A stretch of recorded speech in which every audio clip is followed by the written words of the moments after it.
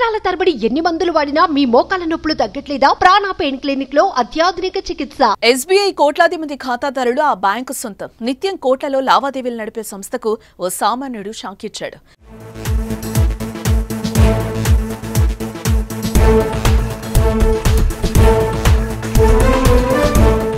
కరీంనగర్ పట్టణంలో కొన్నాళ్ల నుంచి ఎస్బీఐ ఏటీఎం సెంటర్ను రన్ చేస్తోంది. ఈ మేరకు ఓ ప్రైవేటు వ్యక్తి నుంచి షట్టర్ అద్దెకు తీసుకుని ఏటీఎంను రన్ చేస్తున్నారు. అయితే కొన్నాళ్ల నుంచి బ్యాంకు వారు సదరు షట్టర్ యజమానికి అద్దె చెల్లించడం లేదు. దీంతో అతడు బ్యాంకుకు వెళ్లి వాకప్ చేసినా రేపు మాపు అంటూ కాలయాపన చేస్తున్నారు.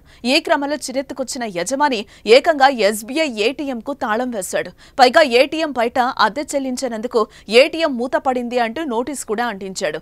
అది చూసిన జనం ఇదెక్కడి మాస్టా మామా అంటూ చర్చించుకుంటున్నారు. ప్రస్తుతం అందుకు సంబంధించిన ఫోటో ఒకటి సోషల్ మీడియాలో విపరీతంగా వైరల్ అవుతుంది. నిత్యం కోట్ల రూపాయల్లో చెల్లింపు చేసే ఎస్బీఐ అద్దె చెల్లించకపోవడం ఏంటని కొందరు, అప్పు ఎగ్గొట్టే వాళ్లకు మాత్రం కోట్ల రూపాయలు లోన్ ఇస్తుందని మరికొంతమంది కామెంట్స్ చేస్తున్నారు.